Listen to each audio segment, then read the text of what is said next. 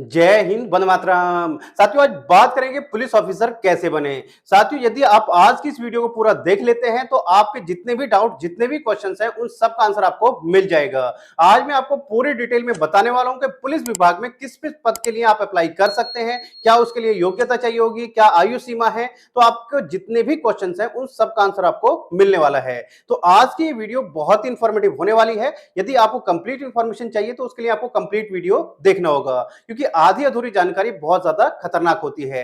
तो साथियों, बात करते हैं। साथियों, पुलिस विभाग में 16 पद होते हैं, लेकिन आपको जानकर हैरानी होगी, सिर्फ और सिर्फ जो हम अप्लाई कर सकते हैं, डायरेक्ट अप्लाई जो होता है, वो 3 पद के लिए हम अप्लाई कर सकते हैं। अब वो कौन कौन से हैं साथियों? वो 3 पद होते हैं आपका। सबसे पहला होता है पुलिस कांस्टेबल, दूसरा होता है एसआई और तीसरा होता है डीएसपी। तो हम इन 3 पद के लिए हम अप्लाई कर सकते हैं। बाकी जो पद हैं वो किससे भरे जाते हैं हमारे? वो भरे जाते हैं प्रमोशन से। यानी कि इन 3 पद के लिए हम डायरेक्ट अप्लाई कर सकते हैं, बाकी जो पद होते हैं वो आपके प्रमोशन से भरे जाते हैं। तो अब मैं आपको पूरी डिटेल में एक्सप्लेन करता हूं चार्ट के थ्रू।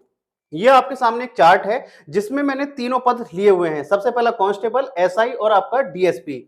अब यदि हम बात करें सबसे पहले योग्यता की, यानी कि क्वालिफिकेशन, कि अगर आपको कांस्टेबल बनना है तो उसके लिए आपको क्या किया हुआ आपको होना चाहिए। तो उसके लिए जो आपकी मिनिमम क्वालिफिकेशन है वो आपने 12th किया हुआ हो, यानी कि आपने किसी भी मान्यता प्राप्त बोर्ड से अपना 12th किया हुआ हो। 12th में आपके पास कोई भी स्ट्रीम रही हो, आर्ट, साइंस, कॉमर्स, वो मैटर नहीं करती, कितना परसेंटेज है वो भी मैटर नहीं करता। तो आपने अपना 12th किया हुआ हो तो आप जो कांस्टेबल के लिए अप्लाई कर सकते हैं। तो कांस्टेबल के लिए मिनिमम क्वालिफिकेशन क्या है भाई? आपकी 12th। यदि हम एसआई के लिए बात करें तो उसमें आपने किसी भी मान्यता प्राप्त यूनिवर्सिटी से अपना ग्रेजुएशन कंप्लीट किया हुआ हो। ग्रेजुएशन में आपके पास कुछ भी हो, BA, BSc, BCom, BBA, BCA, कुछ भी आपने किया हुआ हो, तो आप क्या कर सकते हैं भाई? एसआई के लिए अप्लाई कर सकते हैं। इससे आगे यदि हम बात करें डीएसपी के लिए, तो उसके लिए भी आपका क्या है भाई? आपने अपना ग्रेजुएशन कंप्लीट किया हुआ हो किसी भी मान्यता प्राप्त यूनिवर्सिटी से। तो यानी कि एसआई और डीएसपी के लिए आपने अपना मिनिमम क्या किया हुआ हो? ग्रेजुएशन कंप्लीट किया हुआ हो। तो ये तो रही बात क्वालिफिकेशन की। अब बात करते हैं साथियों एज लिमिट, यानी कि आयु सीमा क्या है। तो यदि साथियों आपको कांस्टेबल के लिए अप्लाई करना है तो उसमें आपके जो जर्नल की एज है, तो मेल के लिए 18 से 22 साल आपकी एज होनी चाहिए।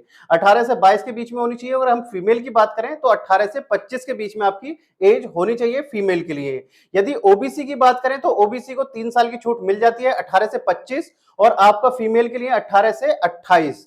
और यदि हम एससी एसटी की बात करें तो 18 से 27 साल और फीमेल के लिए 18 से 30 साल। तो ये है आपका एज लिमिट किसके लिए? कांस्टेबल के लिए। अब बात करें साथियों अगर हम एसआई के लिए, तो एसआई के लिए आपका 21 से 28 साल के बीच में आपकी एज होनी चाहिए। और एससी एसटी यदि कैटेगरी है तो वहां पर आपको 5 साल की छूट मिल जाती है। 21 से 33 साल के बीच में आप अप्लाई कर सकते हैं। किसके लिए? एसआई के लिए। अब यदि हम डीएसपी के लिए बात करें तो साथियों उसके लिए जो आयु सीमा है वो 21 से 35 साल है। 21 से 35 साल है। कुछ स्टेट में आपका जो ये अलग है, तो 21 से 35 साल है। और एससी एसटी को 5 साल की छूट मिल जाती है, तो यानी कि 21 से 40 साल हो जाती है। और कुछ स्टेट में क्या है भाई? 21 से 40 साल है और 5 साल की छूट एससी एसटी को मिल जाती है, तो वहां पर 45 तक भी आप अप्लाई कर सकते हैं। तो ये होती है डीएसपी के लिए आयु सीमा।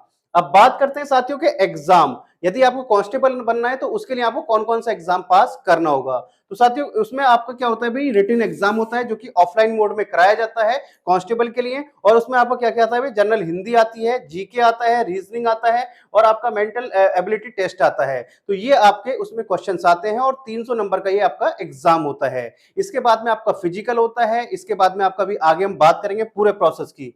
तो ये होता है आपको, इसके लिए आपको कांस्टेबल के लिए आपको ये एग्जाम पास करना होगा। इससे आगे बात करें साथियों एसआई के लिए, तो एसआई के लिए अभी आपका जनरल हिंदी, जीके, रीजनिंग और आपका न्यूमेरिकल, मेंटल एबिलिटी, तो ये आपको करना होगा। इसमें आपका जो पेपर होता है वो आपका 400 नंबर का एग्जाम होता है। अब यदि हम बात करें साथियों डीएसपी के लिए, तो यहां पर जो एग्जाम कंडक्ट कराता है वो कराता है यूपीएससी। और उसमें आपका 3 स्टेज में आपका ये पूरा प्रोसेस होता है। पहले आपका प्रीलिम्स होगा, उसके बाद में मेंस होगा, उसके बाद में आपका इंटरव्यू होगा। तो डीएसपी के लिए जो चीजें हैं वो अलग है। इस पर मैंने सेपरेट वीडियो भी बनाई हुई है। अब इससे आगे बात करते हैं साथियों फिजिकल टेस्ट, यानी कि फिजिकल आपका किस तरीके से क्या क्या चीजें होती हैं। तो साथियों यदि आपको कांस्टेबल बनना है तो उसके लिए आपको जो रनिंग है, मेल के लिए आपको रनिंग करनी होगी 4.8 किलोमीटर, यानी कि 4.8 किलोमीटर कितने मिनट में, 25 मिनट में आपको ये रनिंग कंप्लीट करनी होगी।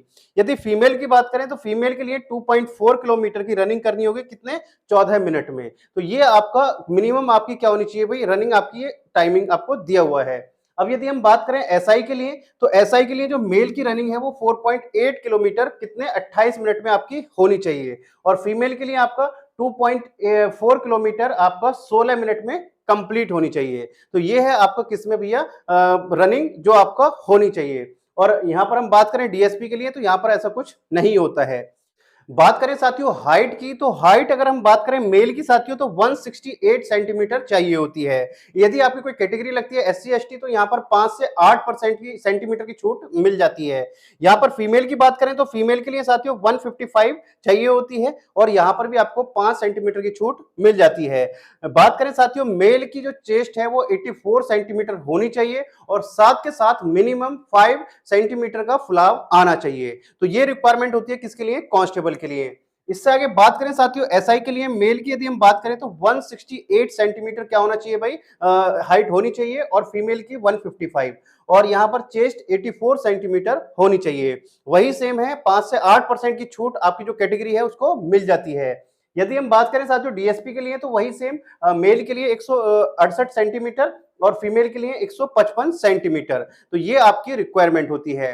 अब बात करें साथियों कांस्टेबल के लिए और भी बहुत सारे प्रोसेस होते हैं, जैसे आपका हाइट, लॉन्ग जंप, आपका बहुत सारे आपके अभी इसमें प्रोसेस होते हैं जिसमें आपको पूरा करना होता है। अब इसमें आपका साथियों 4 प्रोसेस में आपका पूरा कंप्लीट प्रोसेस होता है। जैसे आपका सबसे पहले आपका रिटन टेस्ट हो गया, उसके बाद में आपका जो कांस्टेबल और एसआई की हम बात कर रहे हैं, पहले आपका रिटन टेस्ट हो गया, उसके बाद में आपका फिजिकल हो गया, उसके बाद में आपका पूरा मेडिकल होता है। यानी कि कांस्टेबल में आपका ना तो ब्लाइंड, आपका कलर ब्लाइंडनेस नहीं होनी चाहिए, आपको पूरी तरीके से आपके जो कान है वो सही होने चाहिए, कान बहने नहीं चाहिए। तो यानी कि पूरा आपका मेडिकल टेस्ट होता है। इसके बाद में आपका होता है डॉक्यूमेंट वेरिफिकेशन। तो ये 4 स्टेप में आपका कंप्लीट आपका जो पूरी प्रोसेस कंप्लीट की जाती है। अब बात करें साथियों डीएसपी के लिए, मैंने आपको बता दिया है वहां पर क्या होता है, 3 प्रोसेस होते हैं। सबसे पहला होता है आपका प्रीलिम्स होगा, उसके बाद में मेंस होगा, और उसके बाद में जो फाइनल क्या होता है, इंटरव्यू होता है। तो ये सब सारी चीजें वहां पर देखी जाती हैं। अब इससे आगे बात करें साथियों, नेक्स्ट है कि सैलरी पैकेज क्या मिलता है। लास्ट में अगर हम सैलरी की बात करें तो साथियों कांस्टेबल की यदि हम सैलरी पैकेज की बात करें तो वो आपका 21,700 रुपए से लेकर 69,100 रुपए तक आपका सैलरी पैकेज हो सकता है। ये स्टेट वाइज अलग अलग हो सकता है, इसलिए यहाँ पर हमने ये लिखा हुआ है। इससे आगे बात करें साथियों एसआई का, तो मिनिमम सैलरी पैकेज 27,900 रुपए से लेकर और 1,04,400 रुपए आपका हो सकता है। इससे आगे बात करें साथियों डीएसपी का वेतन यदि हम बात करें तो वो 53,100 रुपए से लेकर 1,30,000 रुपए तक आपका ये वेतन हो सकता है। तो ये है साथियों आपका सैलरी पैकेज। तो साथियों आप कौन से स्टेट से हैं मुझे कमेंट करके जरूर बताइएगा, तो आपके जो स्टेट पर मैं आपको कंप्लीट वीडियो मिल जाएगा। तो यदि आपका अभी भी कोई डाउट या क्वेश्चन रह गया है तो मेरे से आप कमेंट बॉक्स में पूछ सकते हैं, और यदि आपको वीडियो इन्फॉर्मेटिव लगी हो तो वीडियो को लाइक और शेयर करना मत भूलिएगा। तो चलिए साथियों मिलते हैं आपसे नेक्स्ट वीडियो में इस तरह की इन्फॉर्मेशन के साथ, तब तक के लिए जय हिंद जय भारत।